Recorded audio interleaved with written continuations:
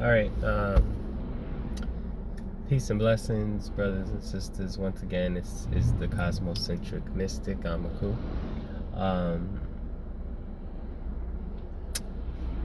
If you're watching me, if you're following me, you know that I primarily live a life of practical spirituality, social, cultural, historical, political analysis, to live a practical life. So, currently, I am on my way to perform a solstice meditation at Black Lives Matter Plaza. This will be the third one that I have done, and it's all been very interesting. Yesterday's meditation actually landed me haphazardly, or without any planned intention, on CBS Morning News in the background as a prop, sitting up in purple meditating. It was really interesting. It was really cool for the moment.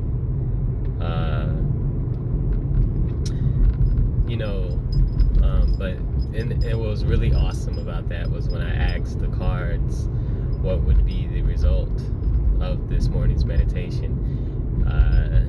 I got Mistful Merging, which is a card that represents kind of hazy beginning, uncertain, unclear beginning, becoming more focused and attentive. It was cool. It was cool. So anyway, I didn't know that all of the drama that occurred the night before that we went to meditate. And so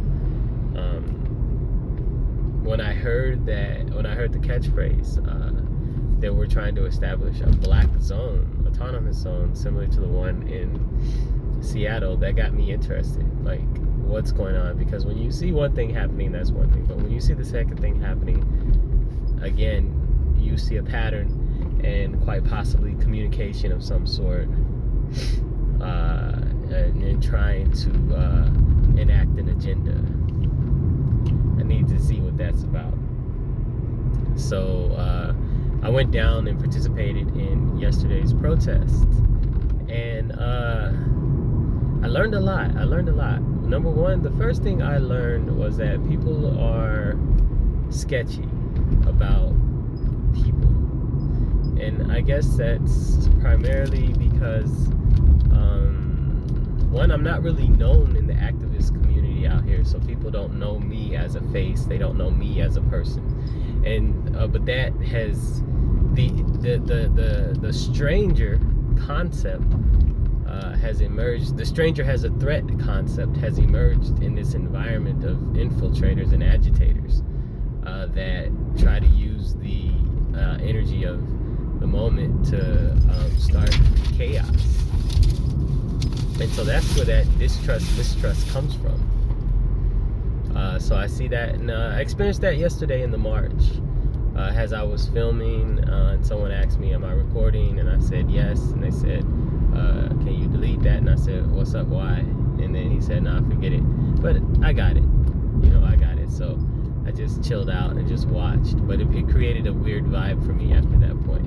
But it was really interesting. And what ended up happening, because I don't see any coverage on what they did yesterday. They marched onto the freeway and had whatever effect they did. Before they got onto the freeway, I had left the march at that point. Kind of still a little bit confused, like seeing that there is no real kind of organization inside the Black Lives Matter protest. It's kind of just like a free-for-all to a degree. I mean, it seems to be like you have people that witness an injustice and then organize and galvanize around it. Now, I know they have Black Lives Matter meetings. I'm not a part of that. So perhaps it would be of benefit to me to try to find out, to figure out what that's about.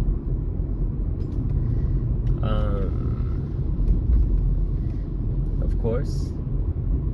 So that would be something for me to do. Wow, what's going on here? There's a lot of officers, and it's starting up here. So I wonder if that's related to something or what's up. Ask them as I roll up. Hey, is everything okay up front? Should I turn or something? Yeah, they want Huh? Yeah, you got how far down 7th are you trying to go? I need to get to the town. Huh? I need to get to downtown. Huh? I need to get to downtown. Okay, so the easiest way, make this right here on Florida. Yeah. Make a left on 9th and keep straight down, and you'll run right into downtown. Oh, okay, so they just had like an incident right there or something, right? Yeah. Okay. Thank you.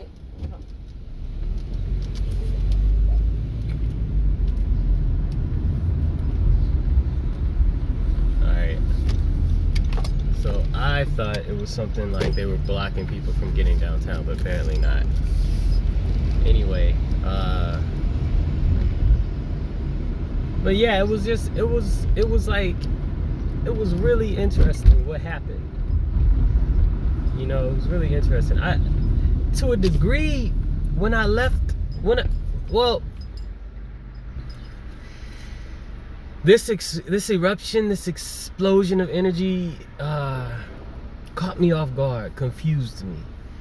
And so I wanted to know what the deal was, right? So that's why I've been participating. I wanted to see what's going on. Now, I don't feel the energy like everybody else, primarily because of my meditations. And so it's very hard for me to get to empathize your emotion. It's not gonna happen.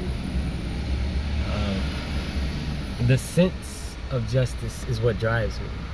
The conditioning of justice and equality is what pushes me. So that's what that is. It's not an emotion. Or if it is an emotion, it is emotion of dedication. It's very different.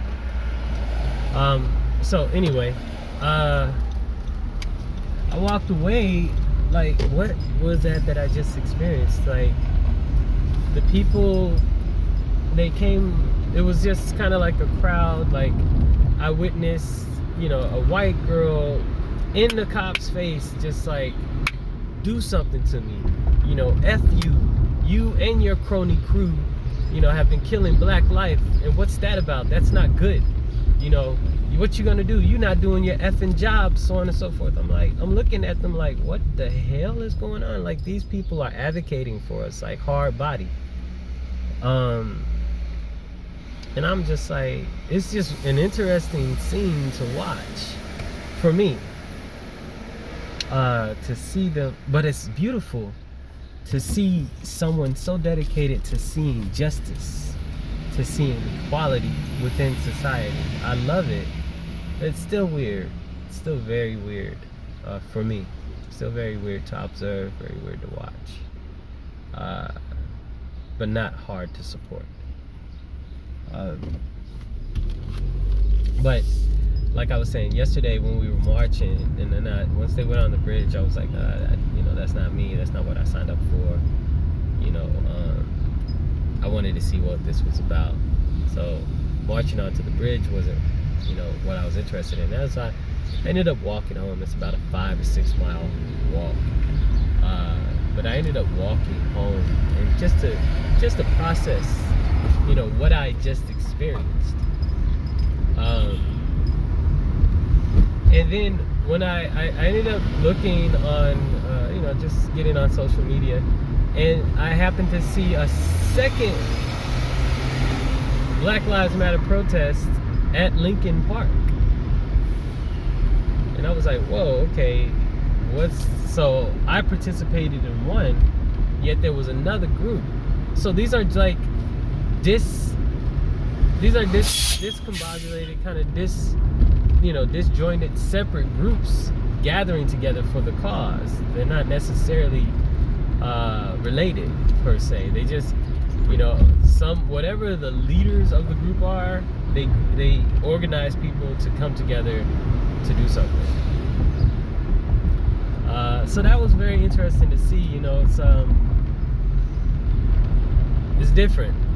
It's different than what I've been used to in the past, whereas you have a clearly defined level of leadership. This is, you know, this is more like guerrilla warfare to a degree, in which anybody who's ever seen The Spook Who Sat by the Door or the movie Algeria, The Battle of Algiers, will recognize the battle tactic of having cells go within a system to elicit change. And that's kind of what you have here. You have like that's the exact concept here. You have cells or groups of individuals who want to see change coming together at points in time to elicit change and deciding on what to do in the moment.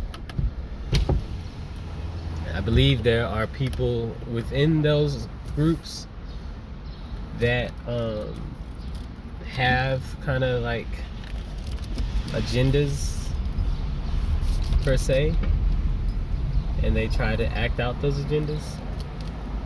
But by and large, I don't think the group is coming together as a result of a unified leader.